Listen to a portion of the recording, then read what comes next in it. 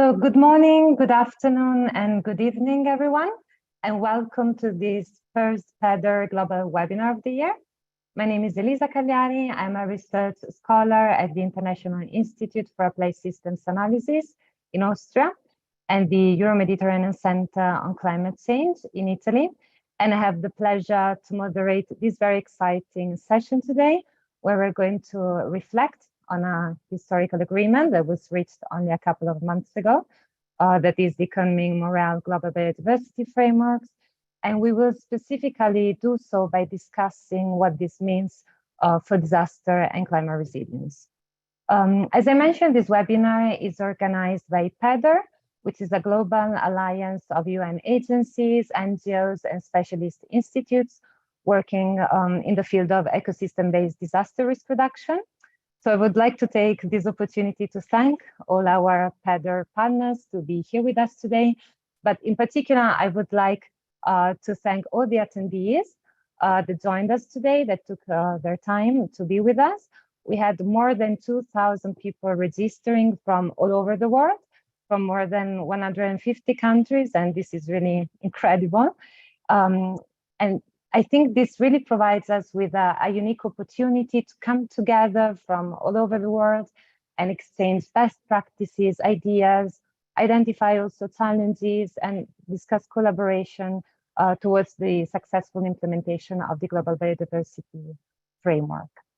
We have a fantastic group of speakers joining us today, as you could see in our agenda, and I will introduce them in a second. But before I do that, I need to go through some housekeeping rules, and I would also like to share with our participants some important information. So we really want to make this event as interactive as possible. So please share your questions, your comments, your reflections, and feedback using the chat function here on Zoom. We have also many participants joining us via our live stream. You can also post your questions on the chat function or a comment section on the YouTube live stream. Of course, you don't need to wait until we get to the formal Q&A session to type in your question, but you can do so throughout the whole webinar. And then during the Q&A, it will be my job to collect all the questions and forward them to our speakers. Please also note that this event will be recorded, and you will find the link on our PEDR YouTube channel. So feel also free to share the link with your friends or colleagues who were not able to join us today. And finally, I would like to also to thank all of you who have already completed our pre-survey for the webinar. The link is still open, and anyone attending today can still fill it up. The link will be posted, and I think it's already posted in the description and the chat of this webinar. For the post-survey, instead, the link will be provided at the end of the webinar, so please stay tuned. And just a reminder that the participants that will complete both the pre and the post-survey will receive a certificate of attendance that it is issued by our team. So with this, I think we're really ready to go. And I'm really happy to invite Paola Albrito, who's the Director of the United Nations Office for Disaster Risk Reduction, UNDRR, to kick off this webinar with some initial remarks. Paola, the floor is yours, and thanks again for joining us today.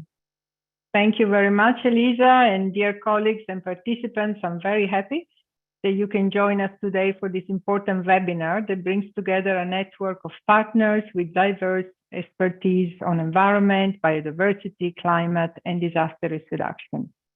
Why is it important? Because we are at a crucial moment. The IPCC report that was released last week reminds us that the choices and actions we take now have a stark impact on whether we can secure a livable and sustainable future for all. And the window is closing rapidly. Over the last 20 years, the number of disasters have doubled, driven by climate change and increasing environmental degradation. This is taking a toll on societies, leaving millions in hunger and poverty. Between 2000 and 2019, at least 1.4 billion people were affected by drought and 1.6 billion by floods. We see disaster growing in frequency and severity, just as ecosystem and biosphere are at least at risk of collapse. We also see the cascading and compounding effects of risk as we are gaining a better understanding of interconnected systems that underpin social resilience, including flood, water, health, social justice, and economy and financial markets, just to name a few of the complex and structured environment we're living in. But we're also able to share some good news. The role of nature, and in particular natural-based solutions, is increasingly being recognized across intergovernmental processes and agendas. Just last week at the UN 2023 Water Conference in New York, I heard many member states and stakeholders reiterate the potential of the natural-based solutions for addressing water-related and other hazards and for strengthening societal resilience.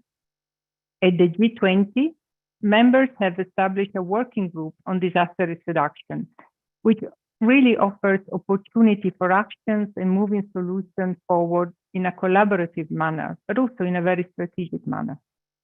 We also see a specific reference to natural-based solutions in the UNFCCC COP27 at Sharm el-Sheikh implementation plan, where in fact the coming Montreal Global Biodiversity Framework, which brings us here today, demonstrates a commitment towards increasing resilience through joint efforts linking biodiversity, ecosystem functions and services with climate change, natural hazards, and disaster risk reduction. However, it is clear that we still have some way to go. Colleagues, this year marks the midpoint in the implementation of the Sendai Framework for Disaster Risk Reduction, the 2030 Agenda, and other 2015 agreements. The Sendai Framework midterm review will conclude in May with a high-level meeting of the UN General Assembly. As we recently published our report with the main findings and recommendations, we can clearly see that we are not on track to realize the expected outcomes of the goals of the Sendai Framework by 2030. This is what countries have transmitted to us. Moreover, many countries still lack the necessary coping capacity and focus on prevention to address the systemic nature of risk, for instance, through a multi-hazard approach. Collaboration and partnership across sectors and agenda will be critical to scaling up transformative change across all sectors of the economy and all parts of society, because this is what we need if we want to achieve our sustainability.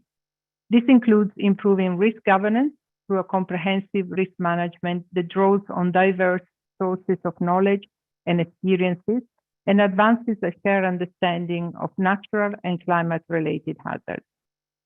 In concluding, let me say that it's extremely important that we live in harmony with nature, and it is extremely important that we embedded this concept and this reality within the next 7 years of the Sendai Framework implementation. So let us carry forward the conversation that we're starting today, both at the high-level meeting and beyond. Thank you. Thank you so much, Paola, for these remarks, and thank you for outlining the challenges that we have ahead of us, but also the opportunity for acting together across sectors, across adaptation, disaster risk reduction, biodiversity, and how nature-based solutions can be one of these key areas of cooperation. So thanks again for this. Now I will ask our next speaker to join us. It's Tristan Tyrrell, who's a program officer, biodiversity and climate change at the Secretariat of the Convention on Biological Diversity. And he will share with us some reflections on the Global Biodiversity Framework. Tristan, thanks again for joining, and the floor is yours. Thanks very much, and hello everyone.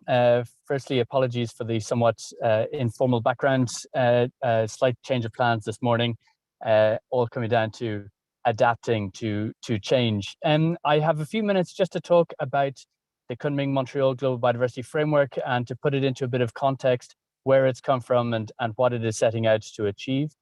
So next slide, please. In fact, very much echoing what we have just heard in terms of increasing disasters, we know that the trends are going in the wrong direction, both in terms of climate change, but also in terms of the status of biodiversity, species and ecosystems especially. And these negative trends are really undermining our humans' ability to have sustainable livelihoods and well-being on this planet. Next slide, please. So over the course of the history of certainly in the last couple of decades for the Convention on Biological Diversity, we've gone through a process of trying to set global targets to try and address this negative trend around biodiversity. This largely started with the 2010 biodiversity target, which was a singular target about reducing the rate of biodiversity loss by 2010. And a series of indicators were developed to try and track our progress on that. And despite some localized successes and reasonably good responses, things like designated protected areas, increasing in funding and financing relating to biodiversity, the reality is that we had very little positive impact, and the negative trends continued. Next slide, please. So this meant that in 2010, then the strategic plan for biodiversity 2011 to 2020, which was agreed in Nagoya, set out 20 biodiversity targets looking at different aspects to try and have more specific focus on various issues, mostly trying to deal with the drivers and pressures of biodiversity loss, and ultimately putting us on the right track. Next slide, please. But one thing that came out very clearly in 2020 in the fifth global biodiversity outlook was that, again, despite some localized successes, we failed to fully achieve any of the biodiversity targets. The green there are the ones that were achieved, but the targets themselves had subcomponents, so only certain components were achieved. They were by and large, again, process orientated, and the actual trends of sort of species and ecosystems remained negative. The purple meant that not only was it declining, but it actually the trend became even worse over that period. So the worst possible outcome. Next slide, please. And ultimately, what it came down to is that we need to bend the curve on biodiversity loss, and setting out various scenarios of what we need to do, what business as usual is putting us on a track towards, and what we need to do in order to course correct. Next slide, please. So some lessons that came from the strategic plan and from the Aichi targets was that we need to have increased efforts against both the direct and indirect drivers of biodiversity loss, that there needs to be greater interaction, integration amongst the various different constituents, the various different stakeholders, whether it's governments or other members of society, also recognizing the different groups within society and ensuring that there is a strong role for absolutely everyone. We need to be clear and simple. We need to be better communicating the importance of biodiversity, the importance of nature, and we need to take a whole of government approach, that we're not just focusing on the environment sectors or even just the biodiversity sector, but across the whole of government. Excuse me. And then we need to increase ambition, and we need to have better support for implementation to all. Next slide, please.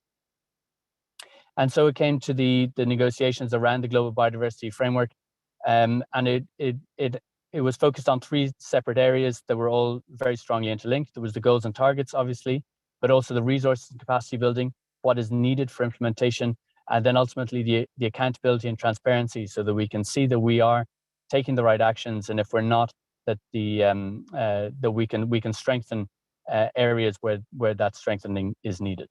Next slide, please. And so this is the theory of change for the Global Biodiversity Framework. On the left-hand side there came from the IPBES global assessment that very much stated that we need a transformative change, and that we need to be very much focusing on both the direct and indirect drivers. And then the GBF is itself is focusing on certainly species and ecosystems and those sort of biodiversity components, but also very much about, well, what does that mean for us? How do we ensure that we are meeting people's needs, and ensuring, or at least trying to ensure, that the means of implementation are there for us to ultimately achieve the vision, the long-term vision, which is living in harmony with nature. Next slide, please. So it was a long, drawn-out process that was extended as a result of the COVID pandemic.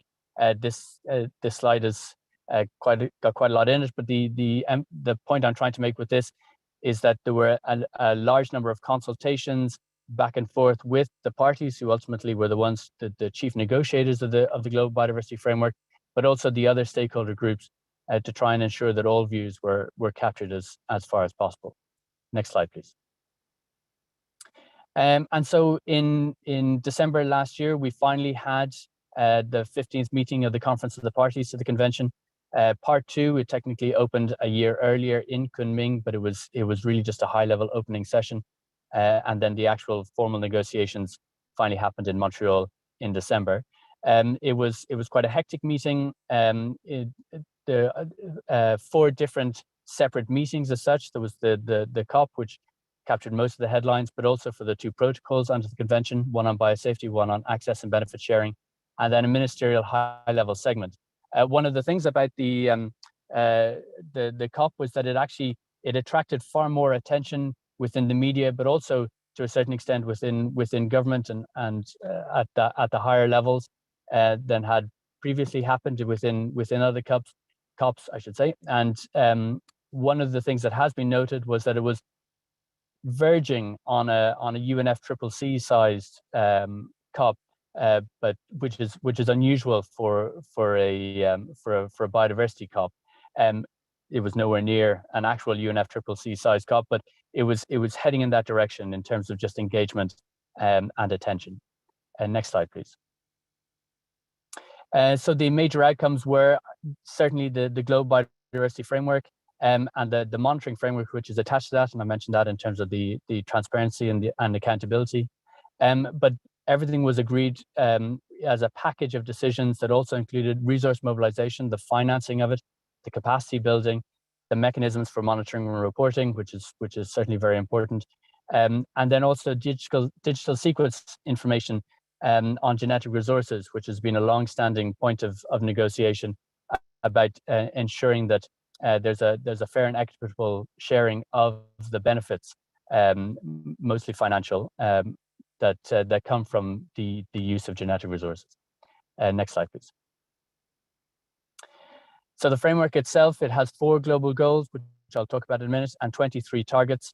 I'll break this slide down a little bit more, but the main points is about synergies and complementarity across related, it says MEAs there, but certainly related processes, and the whole of government and whole of society approach, the need to bring everyone on board, make sure that everyone realizes that everyone has both a role, both positively, but also potentially negatively, that needs to be addressed, and that it needs to be integrated across all sectors. Next slide, please. So the 2050 vision, which has been retained, is about living in harmony with nature, making sure that we're recognizing the value of nature and doing all that we can in order to ensure that we are, as it says there, living in harmony with it. The 4 goals, the first 3 are the 3 major objectives of the convention about conservation, sustainable use, and access and benefit sharing of genetic resources. And then the 4th goal is about this means of implementation.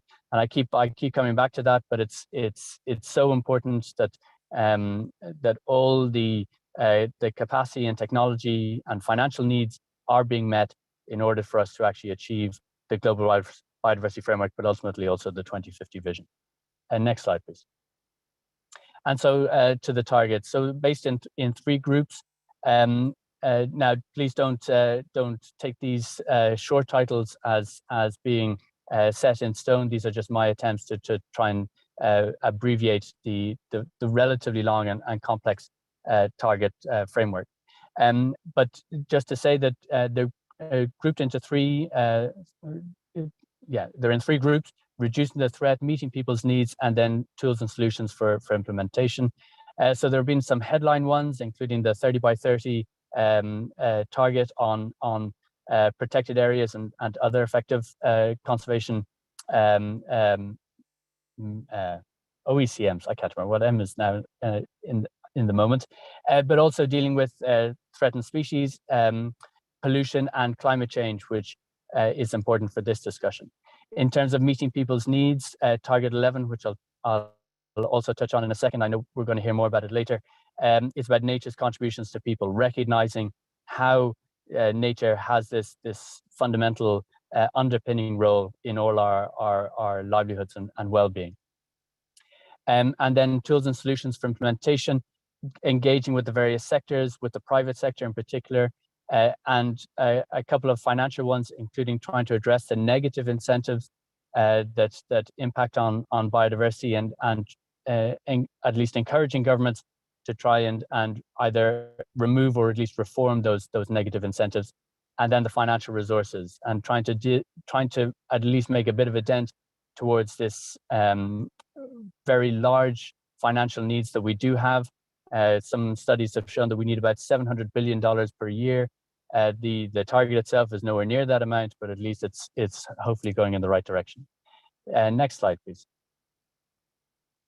I won't dwell on this. This is just the wording for both targets 8 and 11, and we'll be hearing more about it.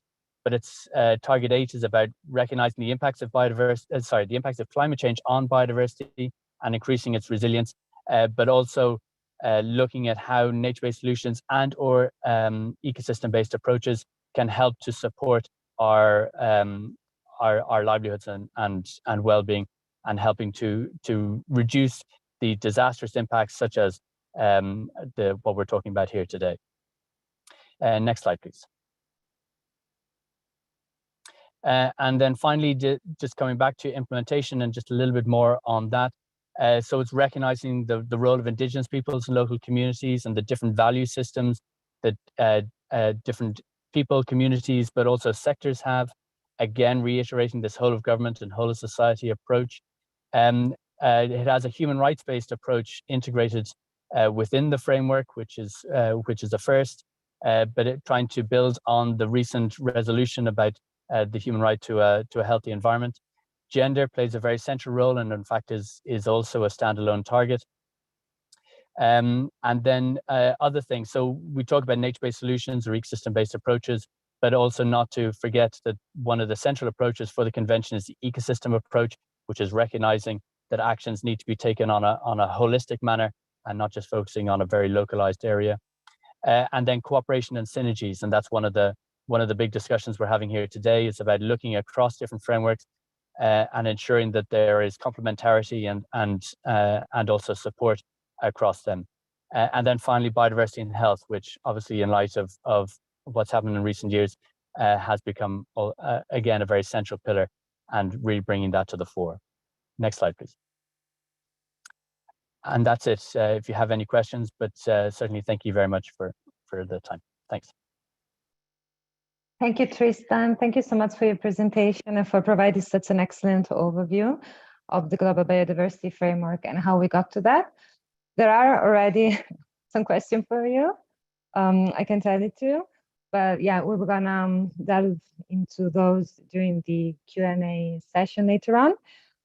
You mentioned target 8 and 11, and actually our next speaker will gonna tell us a bit more about them and how we can link these biodiversity targets for disaster risk reduction, and highlight also synergies between these frameworks and the midterm review of the Sendai framework.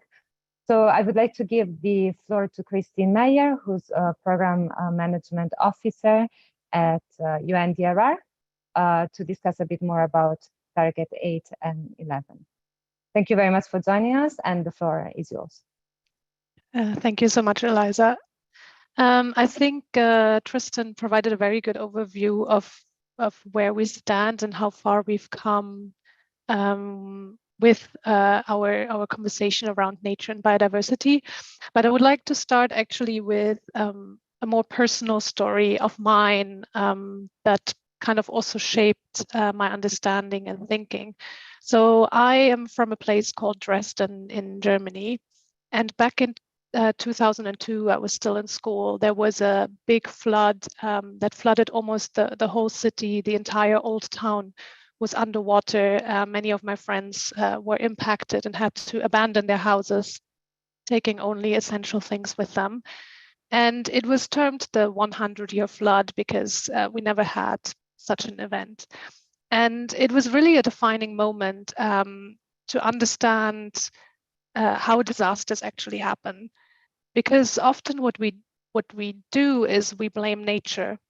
So we have too much water, so it must be nature who is really the main thing to blame for the disaster to happen. But actually, in this case, we know there was a lot of rain during that period, but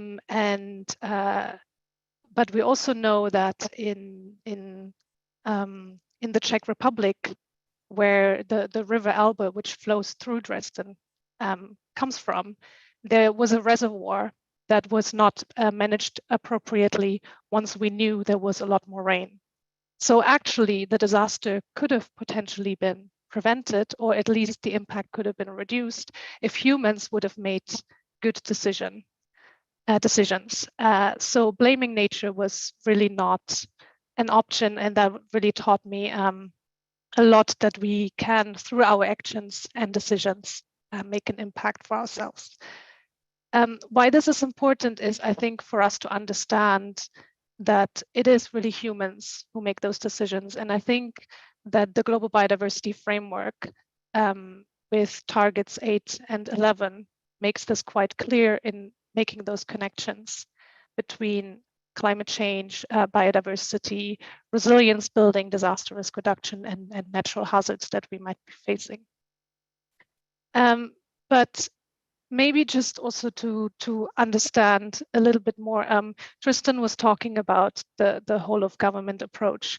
And I think this is very evident, again, in those two targets that really specifically recognize an integrated approach and looks at multiple hazards at the same time across interlinked systems.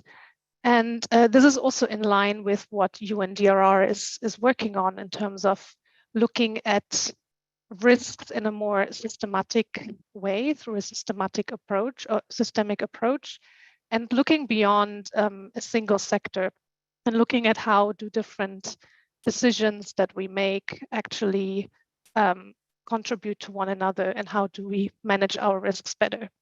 So looking at what has happened, especially last year, Paula has already mentioned there's a big movement in the international community to make those connections a lot more, and to understand how the world is more interconnected, and to look at nature not as something to be blamed for disasters, but actually as an ally for us to understand how can we work together, how can we really live in harmony with nature, and how can people also benefit from what nature can provide us in terms of livelihoods, in terms of risk reduction, and so on. And we live in a really in unique circumstances now, because we see, of course, an increase of the intensity and frequency of disasters, but also we see that decision makers are looking at this differently now, and they're talking a lot about what are the linkages, how can we connect between different processes and agendas. And this is where I would like to talk a little bit about this year, how we take what has come out of the UNFCCC COP decision, which mentioned nature-based solutions for the first time, towards the Global Biodiversity Framework that clearly makes those linkages in targets 8 and 11. But now also this year with the stock takes of the Sustainable Development Goals, as well as the Paris Agreement, but also the one that's coming up in May, as Paula has mentioned, is the midterm review of the Sendai framework. And we know that from what countries have reported, that we're not on track at all to realize the goals of the Sendai framework, and that countries actually have reported an increased number of affected persons and economic losses, a low availability and access to early warning systems, as well as a doubling of damage to infrastructure and disruption of services. But what we also see is that often we're still taking a reactionary approach to this. We see a disaster happening and we act after it has happened. But what the Global Biodiversity Framework now forces us to do is to take a more preventive look. So really think about what is the contribution that nature can provide us to really safeguard our livelihoods and to prevent those damages, and also to achieve the goals of the Sendai framework. One good news is actually that the number of national disaster risk reduction strategies has increased since 2015. So that's good news. And we know that some of these disaster risk reduction strategies already integrate ecosystem-based approaches for disaster risk reduction. So that's also really good news. But again, those are mostly smaller scale efforts that we still need to put a lot more effort into upscaling. But here's what I would like to say. I think there are three big opportunities that we can consider moving forward with the implementation of the Global Biodiversity Framework, but also in terms of connecting the dots between biodiversity, climate change, resilience building, and so on. So the first one is the Sendai Framework midterm review that I have already alluded to. This is really an opportunity for us to strengthen the role of nature going forward for the next 7 years of the implementation of the Sendai framework, and really embedding the outcomes from Sharm el-Sheikh, but also the outcomes from Montreal through the Global Biodiversity Framework into how we now address disaster risks moving forward. And we see actually that many countries are already asking for this. Many countries talk about the role of nature-based solutions. They would like more information on how to implement these. They would like more information on what does it really mean in terms of disaster risk reduction and achieving the goal of living in harmony with nature moving forward. As part of the high-level meeting that will take place in the middle of May this year, we're also organizing on the margins a risk reduction hub. And one of the events will specifically focus on the role of nature for resilience, to really take the discussion that we're having today forward and to understand how can we build the right kind of partnerships, how can we really implement what is set out in the Global Biodiversity Framework, and also linking to the Sendai framework. The second opportunity that I would like to mention is comprehensive climate and disaster risk management. As I said, some disaster risk management strategies that are quite localized already integrate ecosystem-based approaches. We also know that in NDCs, nature is often mentioned already, or even in national adaptation plans. But how we bring those together is quite critical for addressing different types of hazards that we face. And aligning national adaptation plans and disaster risk reduction strategies, and perhaps even thinking how this links with national biodiversity strategies, which will now have to be revised according to the Global Biodiversity Framework, is something that can help decision makers take a more strategic view in terms of how nature is embedded in decision making on these types of issues, and can also help to maximize resources and investments in those type of solutions. So we think that through comprehensive risk management, we can enable greater exchange of risk information and really build that understanding of what does it mean, what does risk information mean in terms of bringing back different types of sectors and different domains and processes. It also promotes integrated planning and policy coherence. And I think most importantly, it focuses on the long-term resilience building, rather than looking at how do we react to a disaster once a disaster has happened. And of course, we know that nature-based solutions can really provide an important entry point towards this end and bring different types of actors and players together through a whole of government and whole of society approach. The third opportunity that I would like to mention, and then I will stop, is partnerships. We know that partnerships are really, really critical in making this work, because otherwise we might fall back into our siloed approaches. We all talk about what we know, of course. So working in partnerships and using complementarities and expertise of different types of stakeholders and actors is quite important to make targets 8 and 11 work in practice and to implement them.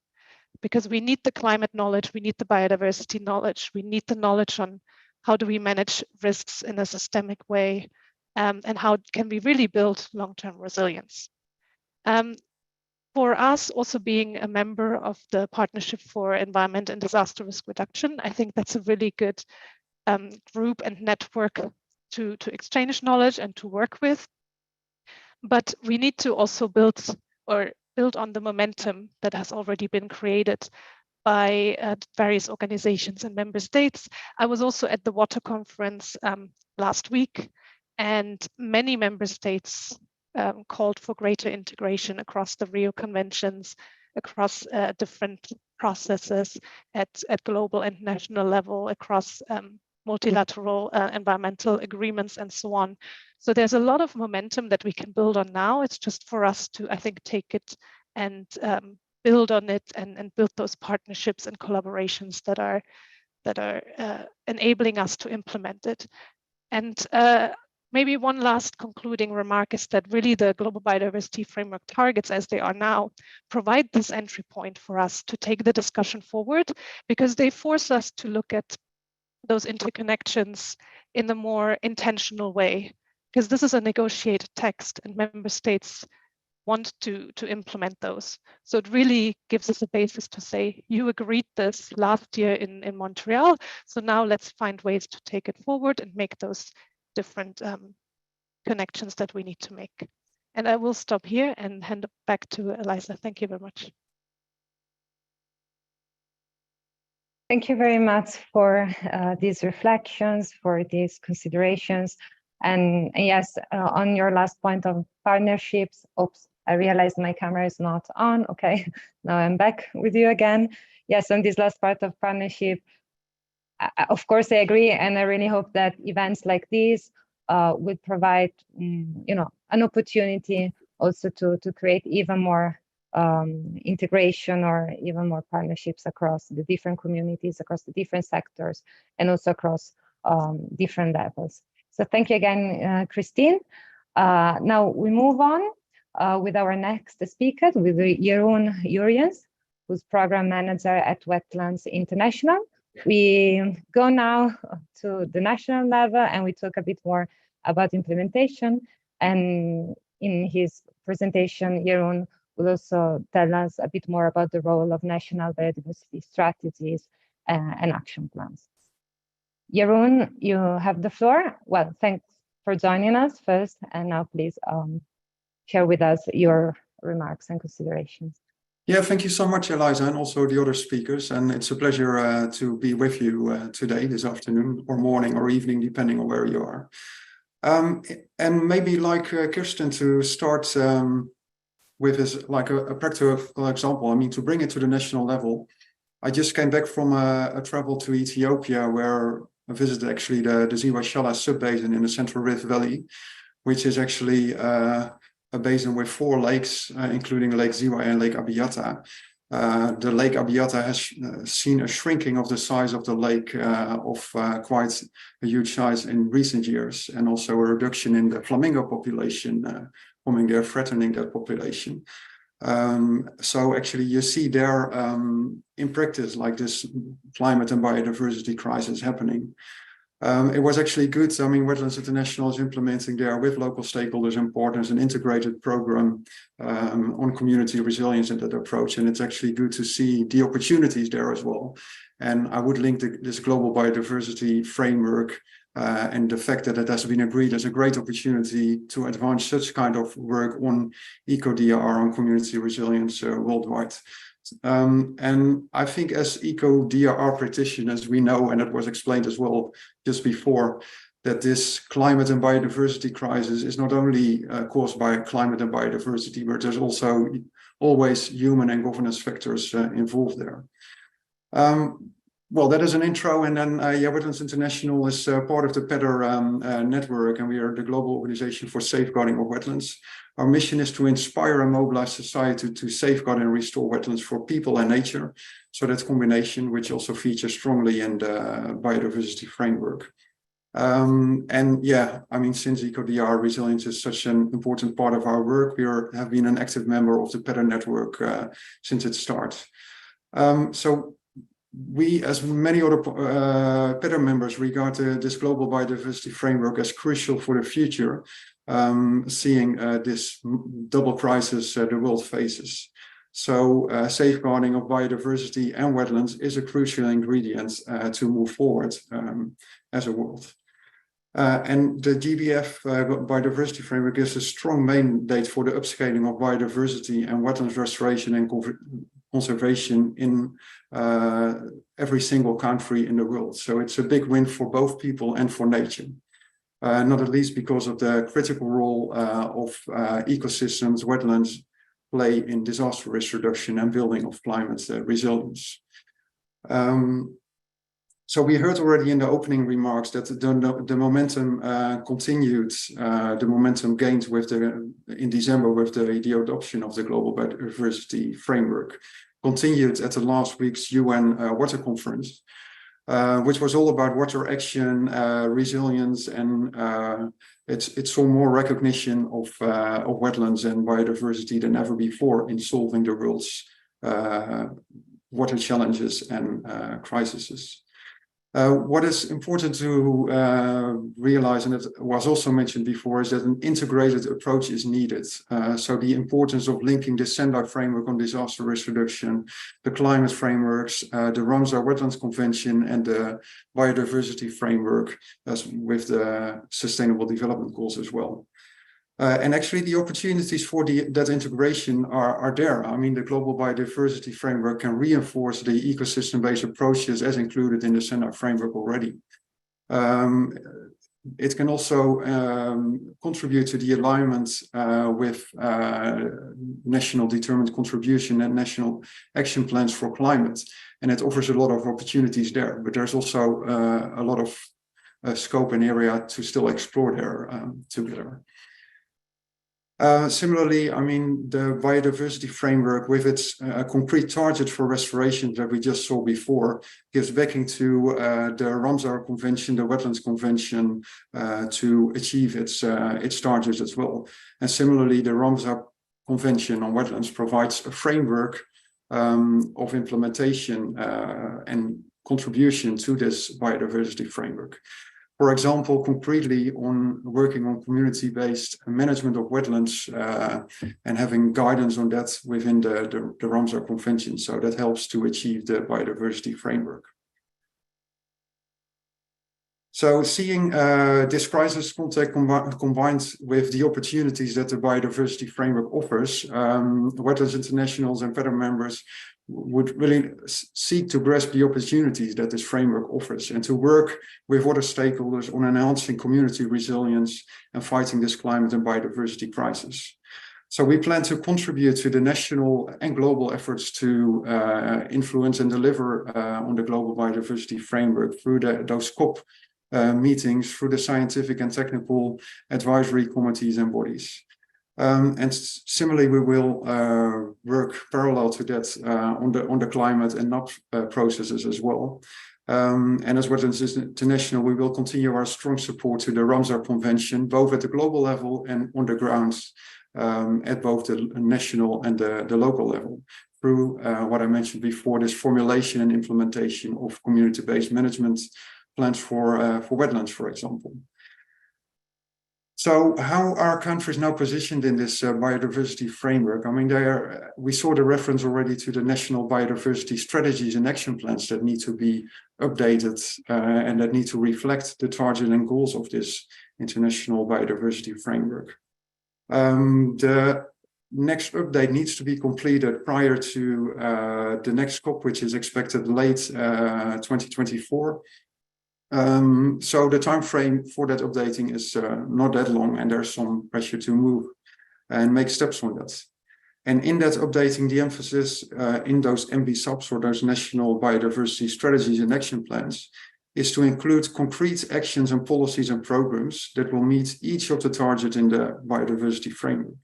And those plans need to be really specific, spatial and temporal.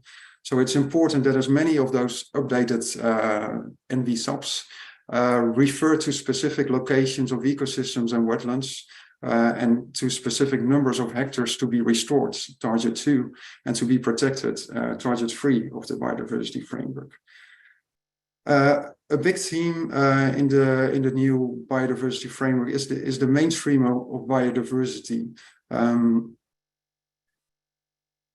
So that means that those strategies and action plans need to be really co-created across departments and across sectors to tackle the drivers of ecosystem and nature loss.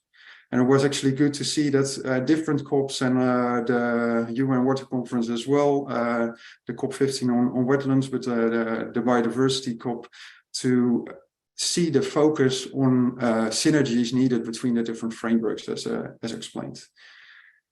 So we work on this integration and on ecosystem-based approaches at both the global and the local level, and we aim to link the both levels.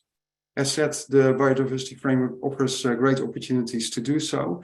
Maybe to end with, let me then give an example on how we work in India on such things. During the past 4 years, we implemented a collaboration with PEDR and UNEP as part of an EU-funded program, a program called Upscaling of Ecosystem-Based Disaster Risk Reduction. And we worked on this with communities and local stakeholders to establish community-based wetlands management plans that increase both the ecosystems and the wetlands, but also strengthen the resilience and livelihoods of communities around those lakes. That has led to increased resilience and livelihoods of communities, but also to the designation of 2 lakes, Kamara and Tampara, as Ramsar recognized sites. Besides that, we worked on policy influencing through dialogues and capacity strengthening, and then in doing so, showcasing the model for upscaling that we used in the program to other stakeholders at different levels, including regional level. At the regional level, we conducted, end of last year, a training for Ramsar managers in South Asia on nature-based solutions and ecosystem disaster risk reduction in the sustainable management of wetlands, which was actually a great way to get their insight and knowledge on this topic. And it will all contribute having capacitated Ramsar managers on the influence on increased nature and biodiversity in those areas. So again, I mean, the biodiversity framework provides additional efforts to back up such kind of efforts and programs. And the other way around, such kind of programs can really support and accelerate the implementation of this biodiversity framework. So in summary, Wetlands International as well as PEDR will keep on working on inspiring, mobilizing society at large to safeguard wetlands and to invest in biodiversity for the sake of nature and people and the resilience of people. We need to scale up these initiatives and we need to include a wider amount of actors in driving this force. Thank you. Thank you so much, Jeroen. Thank you for sharing the excellent work you're doing at different scales, from the community to the regional scales. I I would now turn to the very last presenter for today. Before we go to the Q&A session, we already have many questions coming from our attendees that I will direct to you shortly. So I would invite now Veronica Ruiz, who's Climate and Disaster Resilience Manager at IUCN, to tell us a bit more about the ENACT initiative, which was also agreed very recently at COP27. So Veronica, thank you again for joining us today, and the floor is yours. Thank you, Elisa, and also thank you to all the speakers that came before me, because they shared some of the insight I wanted also to present on my slides. So then I will take a little bit less of time. Today I'm here to present to all of you the ENACT initiative, and what ENACT stands for is Enhancing Nature-Based Solutions for an Accelerated Climate Transformation. This is the ENACT initiative. And before I go into more detail in my presentation, I would really like to emphasize what colleagues have been saying from the different perspectives is the importance of partnerships and collaboration. This is critical to move forward all the work that we have, that all of us we are presenting today. The importance of cross-sectoral collaboration, but also the importance of aligning beyond conventions and even beyond. We just hear about the Ramsar COP14, which was a real success in bringing nature-based solutions on board, but also the UNCCD, the desertification as well, bringing on board nature-based solutions very strongly. So I really think nature-based solutions can be sort of the vehicle, the mechanism to really achieve those common objectives and targets, but also to make a greater impact at the scale, not only for nature, for environment, but also for society and the planet. So the ENACT initiative was launched at the past United Nations Convention for Climate Change in the 27th session, COP27, under the Egyptian presidency. And now Egypt took the lead in launching this initiative, but together also with the government of Germany and IUCN, the International Union for Conservation of Nature, taking also the role as the secretariat. And why such initiative? This initiative is really important for us, all partners of ENACT, to bring coherence to and to strengthen the collaboration I just mentioned between the existing nature-based solutions efforts and partnerships that are already exist. This is not for doing any type of replication, but it is rather for capitalizing in what is already existing there outside. Let's bring everything together, partnerships, effort, etc., and then make a greater impact, as I said. This is a voluntary coalition of states, but also non-state actors.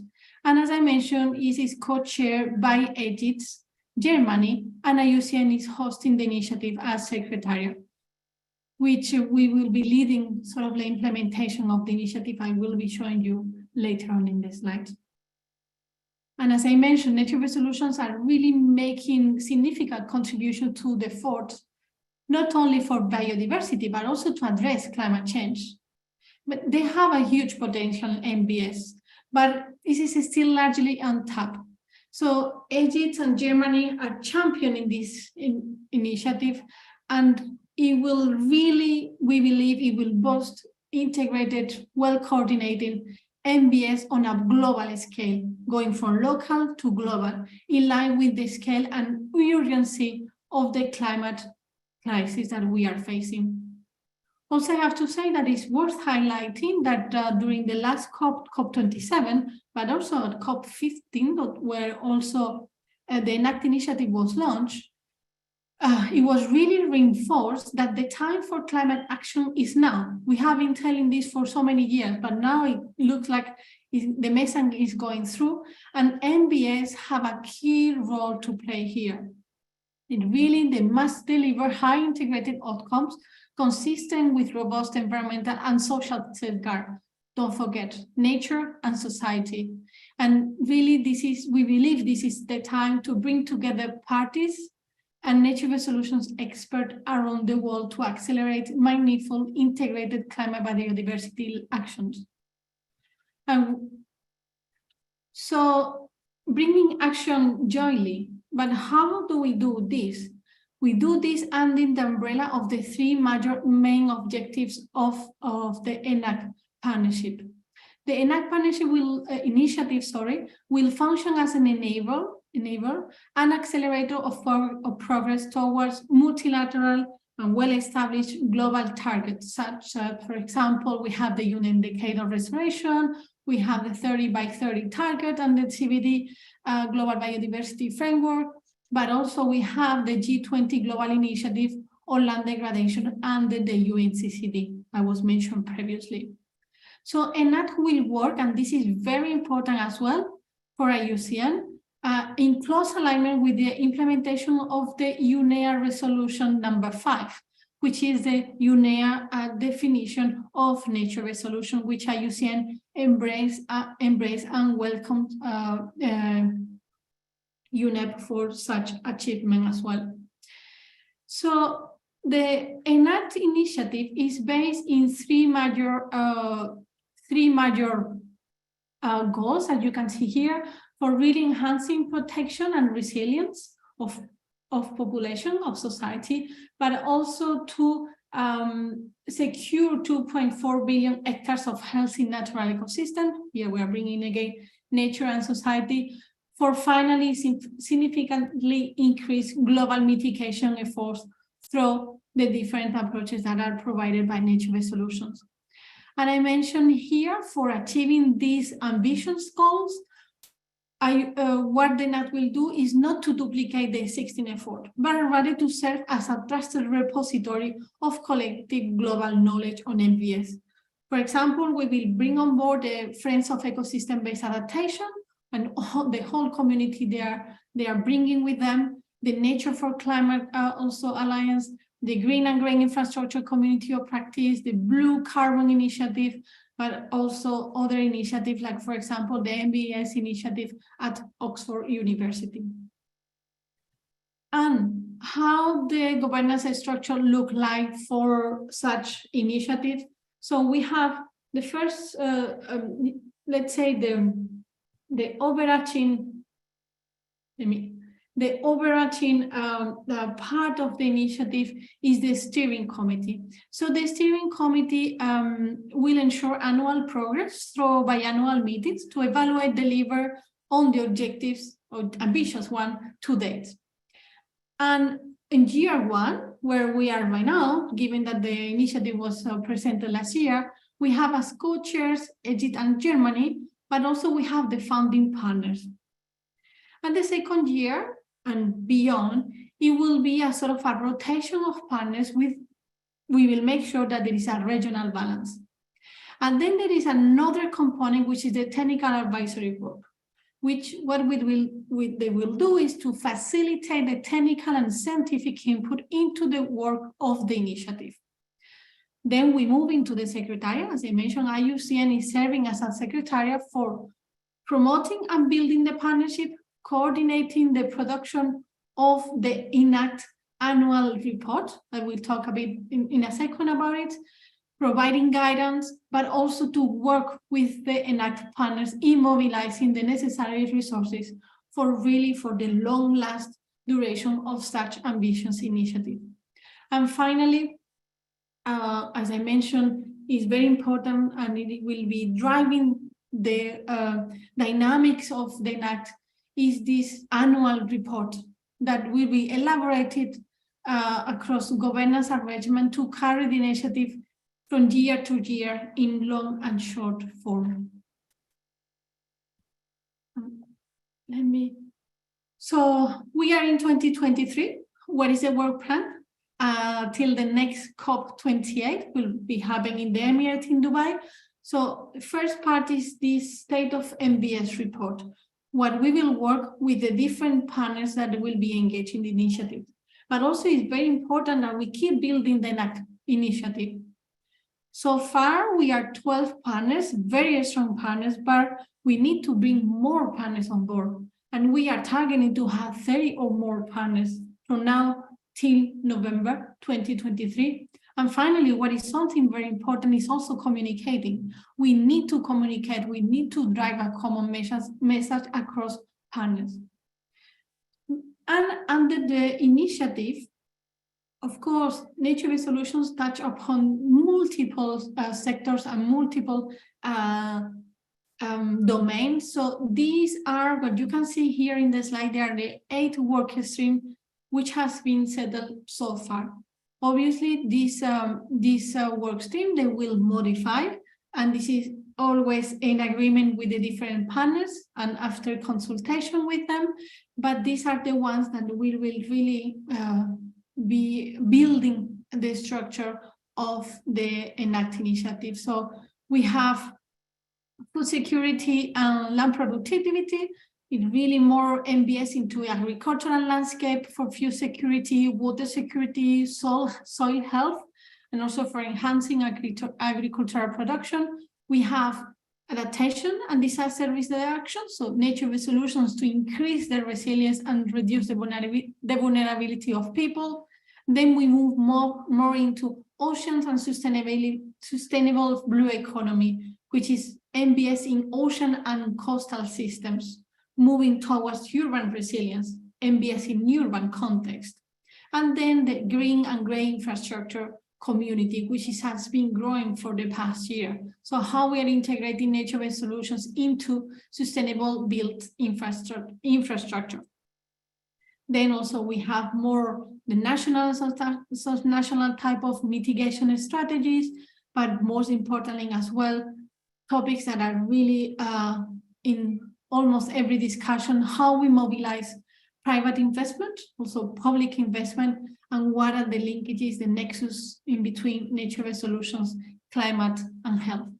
And this is a summary of the ENACT initiative, which is a lot of work behind that from IUCN we have to really congratulate the work of our co-chairs in making this happening, but also all the partners that are slowly joining the ENACT initiative. Thank you very much, Veronica, for your presentation. Really, really interesting initiative. I also have some questions on that. And this is actually very good because we're now entering the Q&A session.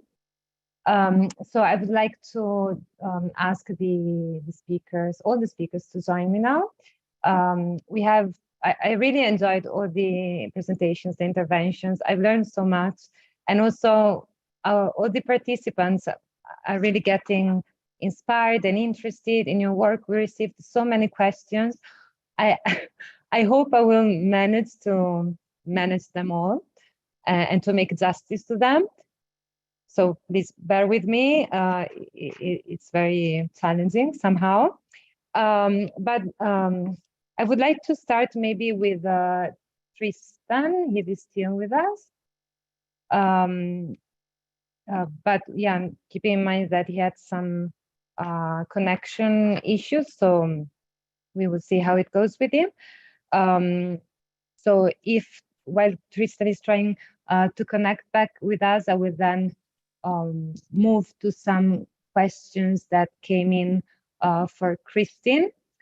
And some question relates to the issue of implementing nature-based solutions, and in particular to the issue of financing them. So where do we find the resource to move from planning towards implementation?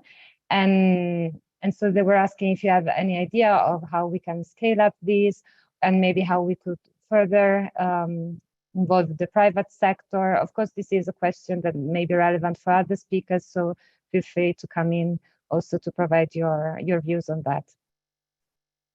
Sure, thank you for the question. I mean, this is really a major question that we hear all the time. I'm not a financial expert, so I will try my best. But we can see, and I think I responded to one of the questions in the question and answer box as well.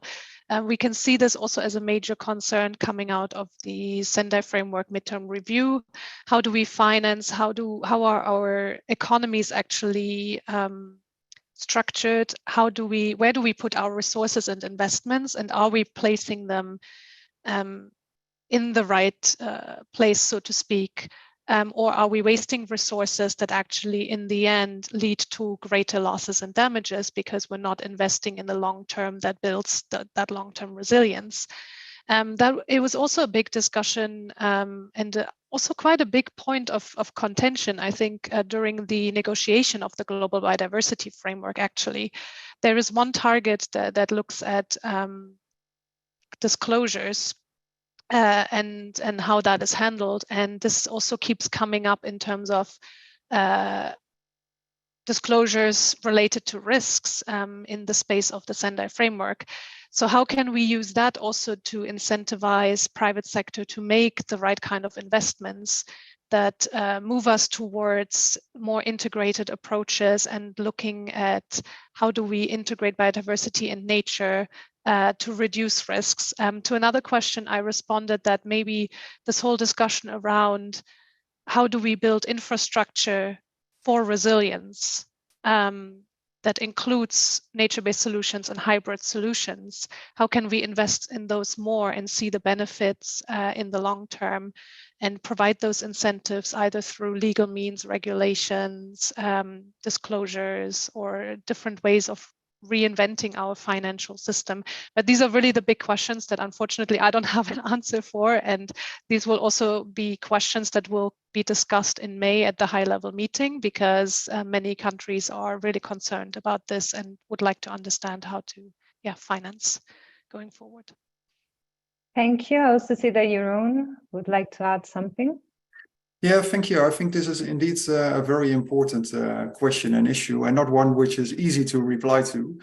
Although, I mean, on the one side, if you look at the Global Biodiversity Framework, there are targets which specifically talk about finance, like target 18 of reducing harmful subsidies with a concrete number of 500 billion per year even.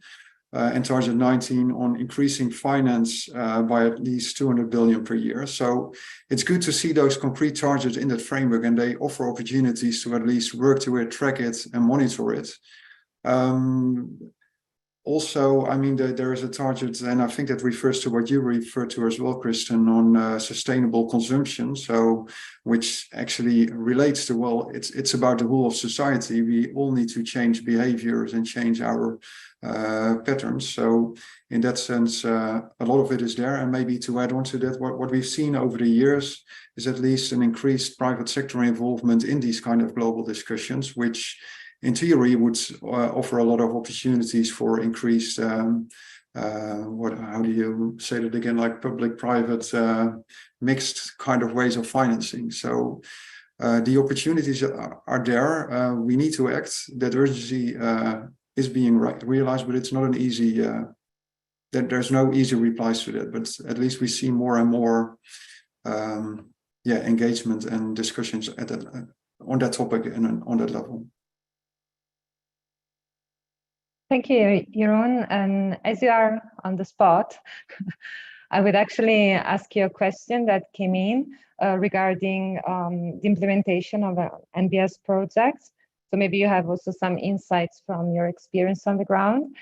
And one of the participants was from the Philippines, was wondering how indigenous knowledge can be included in this kind of initiatives and projects, and how also indigenous people themselves can contribute to the implementation of an NBS. And I think this is also relevant if I think about what I hear sometimes in the Climate Change Convention about different ways of looking at nature and and also at the use somehow of nature and how this is challenged by some society.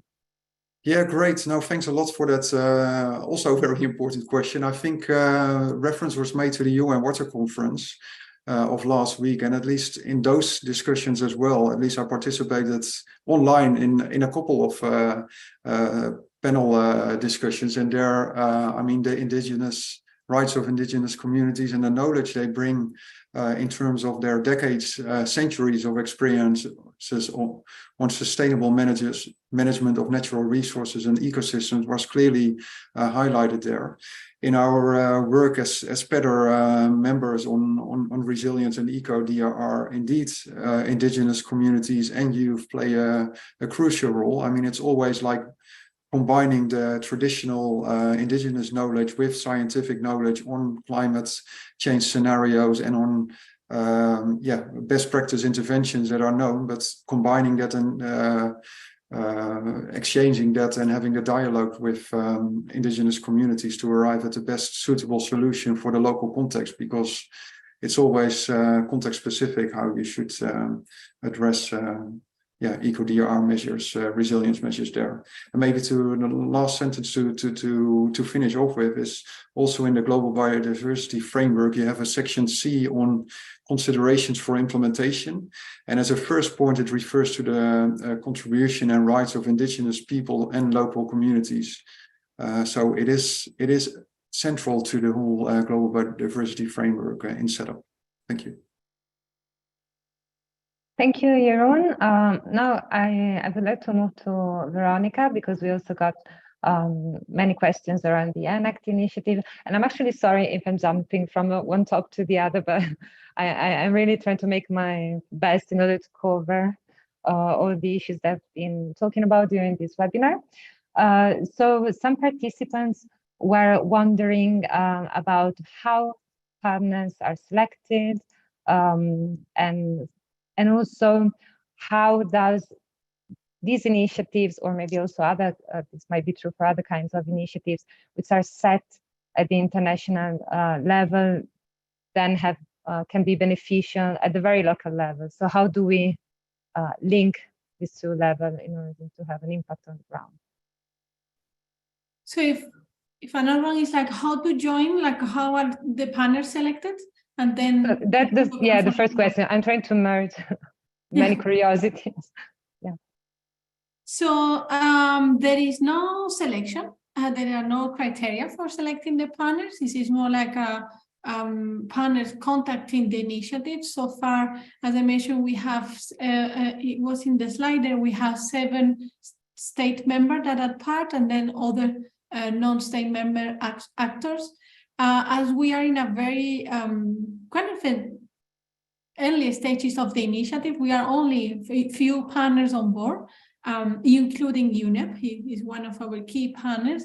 So we are working all together in really developing sort of like governance documentation that can be shared publicly, and it will be much useful for any other type of institution that will like to be part of. And the best way to engage it would be to be part of the different work streams, no? That they will to do the annual stock take. Of course, we can already foresee what are the key organizations at the international level that could already take the role on these work streams. And in the other side, we have local going to global. And of course, the idea is not to replicate. I really emphasize not to replicate.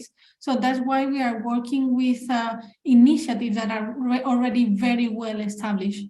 When we talk about the science and governance, so it makes sense that we work with the MBS Oxford initiative. They have been working on this for a few years already, and they have massive knowledge. So it makes sense to work with them and don't replicate the work they do. Same that with the Friends of EBA, Ecosystem-Based Adaptation, there is a community of practice behind of 200 entities. So the idea is to really build upon of what is in their website and not to replicate any effort. It's like really the power of convening what is happening on MBS. and then to give the opportunity to really also capitalize on what is happening on the ground. It's the local actions that they will be the one really then driving the work at the global level, of course, most importantly in terms of how we influence and establish strong, solid policies. Thank you, Veronica. I don't know whether Tristan can hear us. I will try to give him a couple of seconds. Oh, fantastic, yes, Tristan. I'm here. Yeah. Cool. So I also have many questions for you. And they relate both to, okay, so let's put it this way. So there are some curiosities around why we didn't manage to achieve the 80 target in the first place, and somehow related is how we will make sure that these new targets are met. So is there like any mechanisms to make states accountable, or incentives to make sure that we will stick to these commitments? Thanks. A very good question, but also a very tough question. So there are numerous reasons why we failed to achieve the Aichi targets. Despite some fairly localized success stories, overall, the reality is that governments and others still view biodiversity by and large in a fairly siloed manner. We tend to focus individually on what is needed for a particular species, or maybe the creation and management of a particular protected area, but we're not really looking at nature as a whole, the fact that ecosystems stretch far wider than just mere lines on a map, and also the interconnectivity between ecosystems and the whole sort of planet.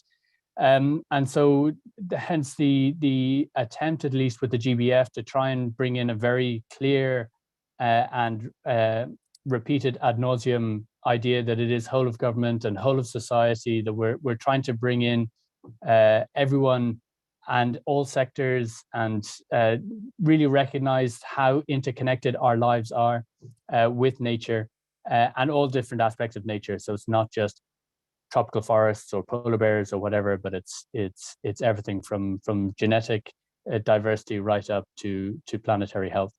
And ultimately our own health and well-being. In terms of incentives, so there's no sort of enforcement mechanism within the CBD. We can't force parties and others to implement what they have agreed.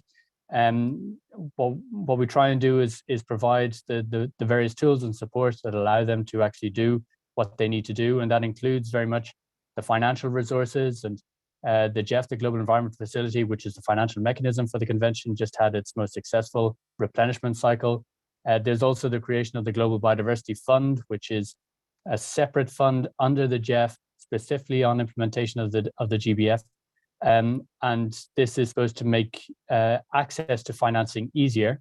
There are questions now about how it's going to be resourced, where that money is going to come from, etc. But at least that was one thing. It was mentioned earlier also about addressing these negative incentives, and in particular subsidies. So there are trillions of dollars of subsidies globally going towards activities that ultimately undermine biodiversity, whether it's oil and mining and those sorts of things, but also just in terms of agricultural subsidies and fishing and various other sort of sectoral policies that have questionable benefits and most likely very negative impacts on the health of those ecosystems, those species, etc. And so that has been a very central part of the negotiations. It's very difficult to negotiate anything financial, but at least they're within the framework. They're not enough on their own. We need to do more, but at least it's a step in the right direction.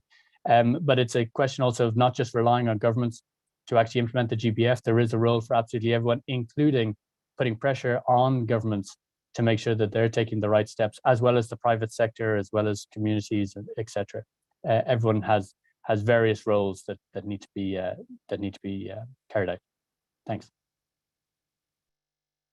Thank you so much, Tristan. I also know that you need to leave us shortly. So maybe I have a last question that I would pose to all panelists, because Well, a good number of our attendees were actually mentioning the SDGs, which is something that probably we didn't mention that much during this webinar. So how does all these things that we have been discussing today, so the commercial biodiversity on biodiversity, okay, no, CBD. You know, when you talk with acronyms, then you kind of forget the words behind. CBD, UNFCCC, the Sendai framework, how do they speak to the Sustainable Development Goals? And I start with you, Tristan, and then I will call out the other names. Thanks very much. And again, a great question. So one of the issues with the SDGs, the biodiversity related SDGs, they had a 2020 deadline, despite the fact that it's the 2030 agenda. And they were very strongly linked to the Aichi targets. So I'm not sure how official this is, but I've heard speak that the GBF is essentially the sort of the new or the new means to implement SDGs 14, 15, etc. That there is expected to be this complementarity between the SDG framework and the Global Biodiversity Framework, as well as others such as Paris and Sendai, etc. But one of the things really is about so the SDGs are supposed to be indivisible. They have to be taken together in order to successfully achieve sustainable development. And we have the same principle behind the GBF, that recognizing that that the individual targets themselves have to come together. They have to be implemented together in order to effectively achieve this idea of ultimately living in harmony with nature. I saw there was a question on that. It's probably best for me to send a link to the website of how we define living in harmony with nature. That's the short form of it. But just this idea that it's very much about ensuring that biodiversity itself is conserved and restored, etc. But it's also about ensuring that we as humans on this planet have the means necessary to have sustainable, equitable, safe, comfortable livelihoods, well-being, etc., into the future for future generations. Thanks. Thank you, Tristan. Now over to Christine on how we keep all of this together. Yeah, just very briefly. Many of you may know that the SDGs kind of were part of a bigger package of Agenda 2030. And the Sendai framework is actually a part of that. So it's an integral part of the wider discussion. And of course, we're also trying to make those connections with the SDGs. We know that the SDG summit is coming up, which also takes stock of where we stand.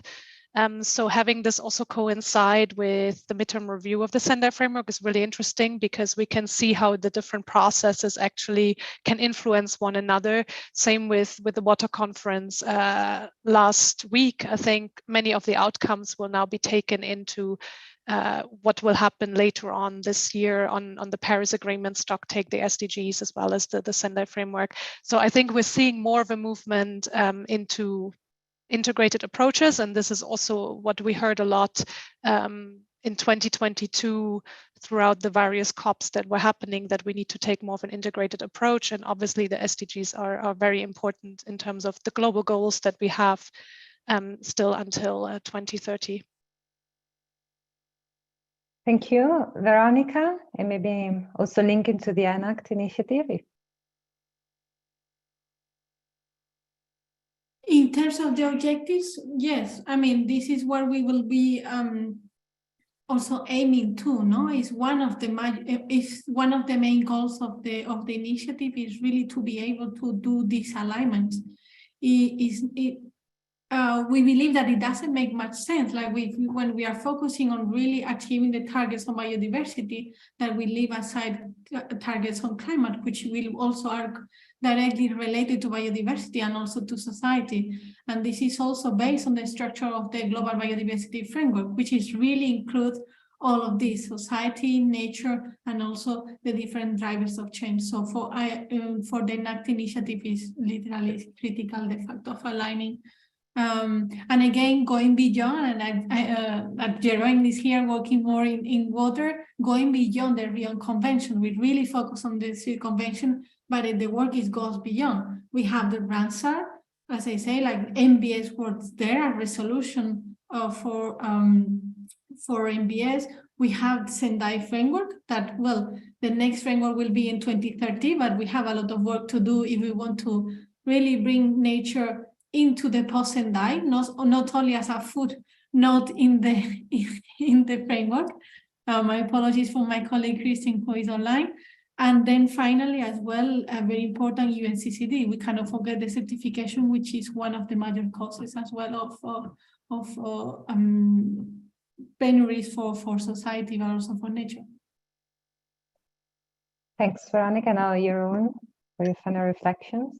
Yeah, what to add to this? To these, I know it's very challenging. I mean, the link to SDG, I think, is over obvious. I mean, it's all about working for people and nature, as is in our mission, but also was echoed in all the replies here, I think. So the SDGs, I mean, up top is like eradicating poverty, but you cannot do that without taking care in a sustainable way of the natural resources around communities.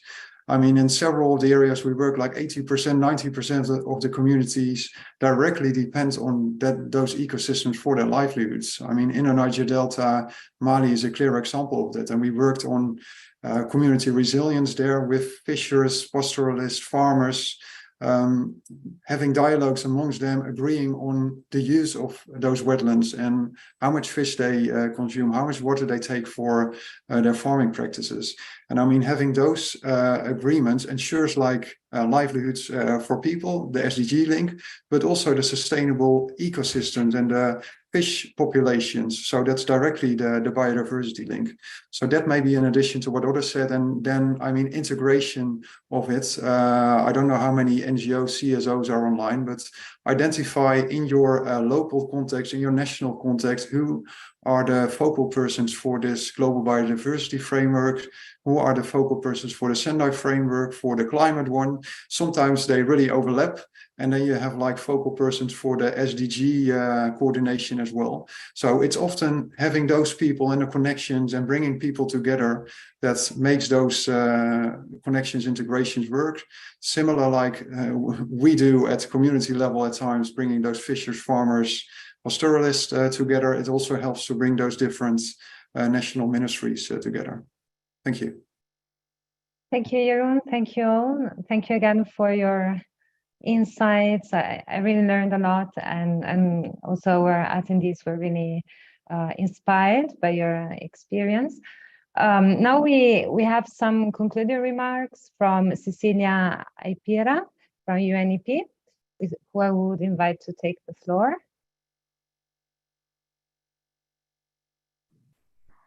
Thank you so much, Elisa. You can all hear me, I assume. Thank you. Yes, we do.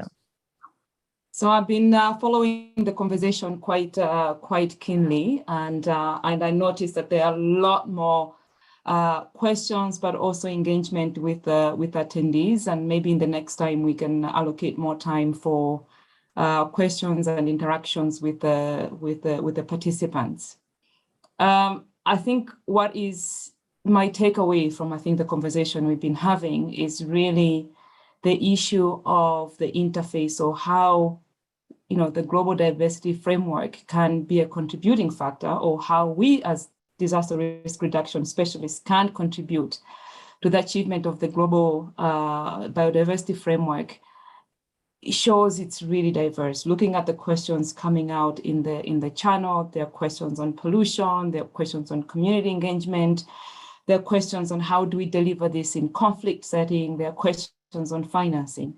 And I think there is no one answer on how the global diversity framework can be achieved, including the contribution that this disaster risk reduction will make. What is clear, though, from the conversations I've been listening to is that there is definitely the need to bend the curve on the biodiversity loss. And there is need for us to really move towards living in harmony with nature, which is what the ethos or the vision of the GBF is all about. I think we also heard from Kirsten saying, living in harmony with nature means that nature is our ally. And nature can play a critical role in disaster prevention. But also, I think it was Wetland International, I could be wrong, that also said nature provides not just benefits on disaster prevention, but also co-benefits on livelihoods, among others. Gender equality, for example, for communities that depend on the gender, on nature.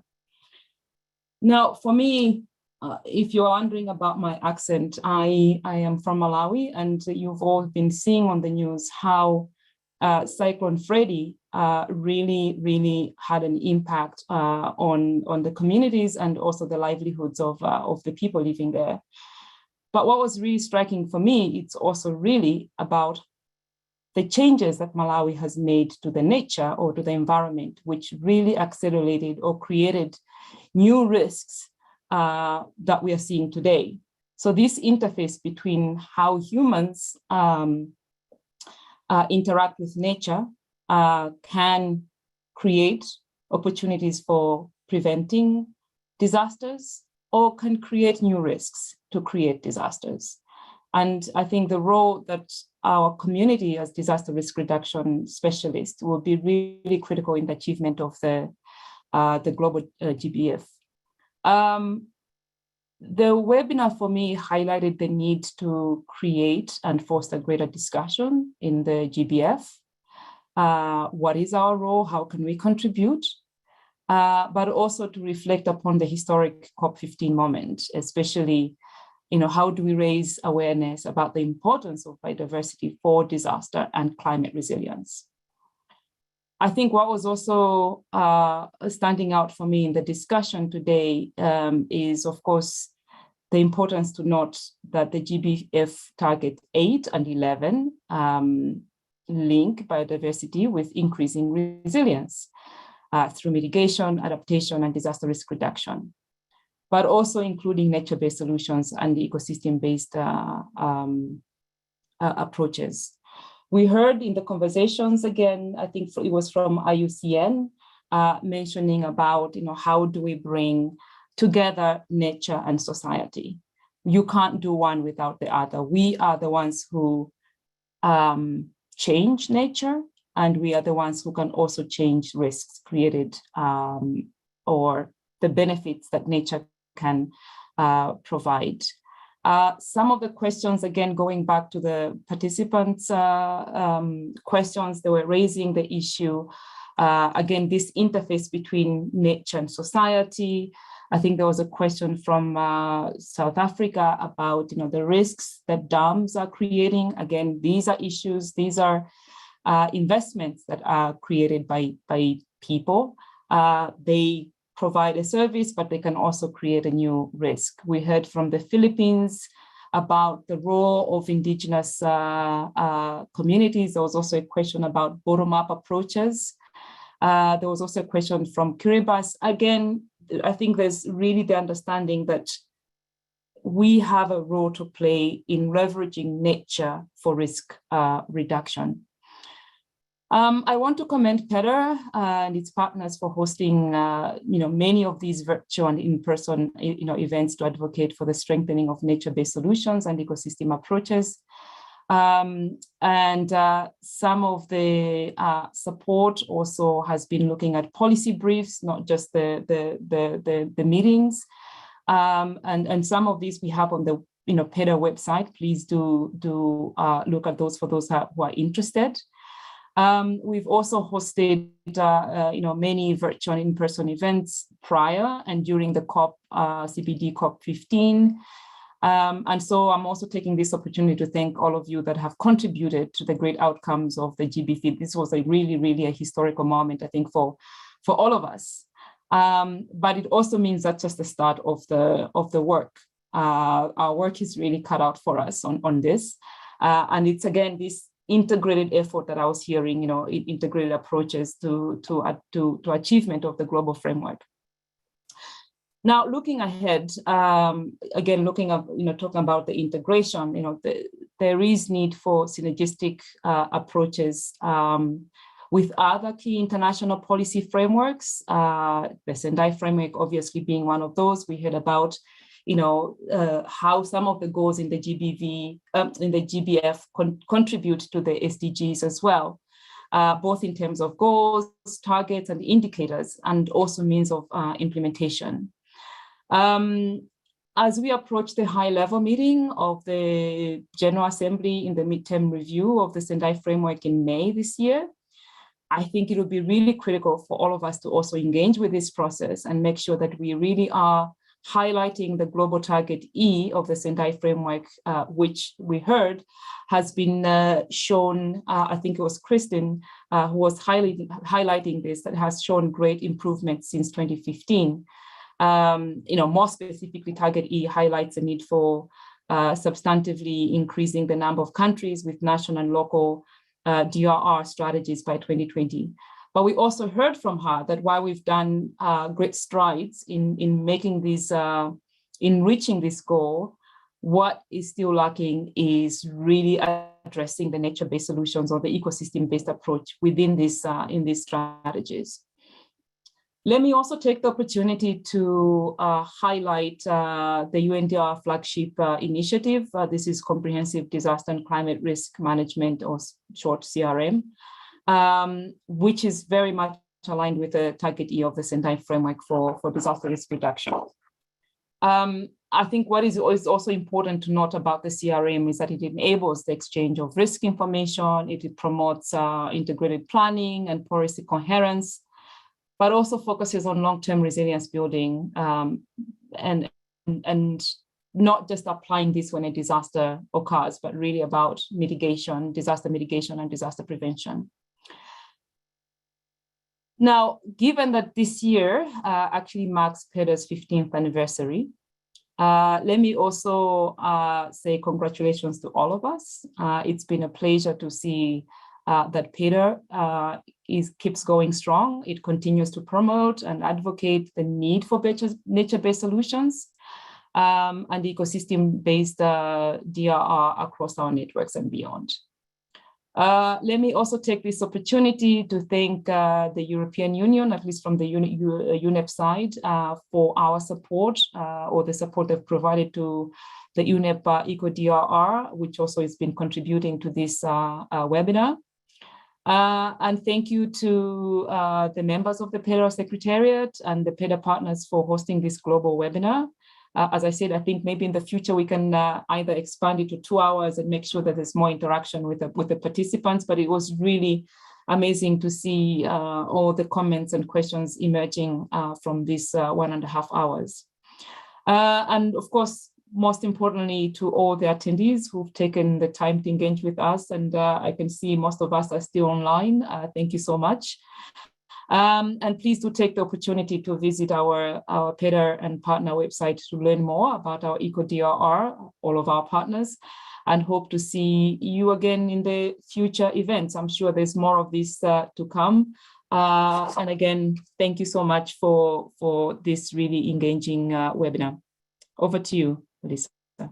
Thank you, Cecilia, for this excellent set of reflections on the issues that we've been discussing today, and also for outlining the work ahead of us.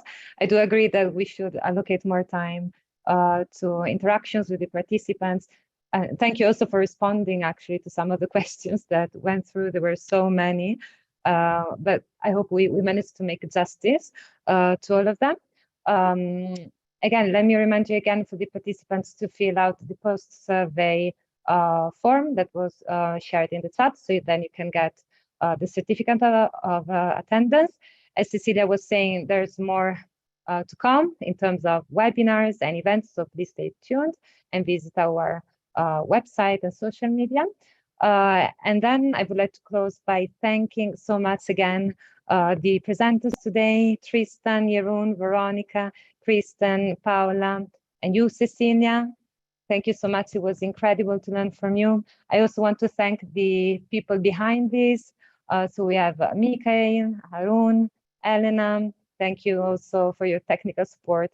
It wouldn't be, possible without you. And so here I will close the webinar, and I hope to see you again at the next PEDR event. Thank you again. Bye, everybody.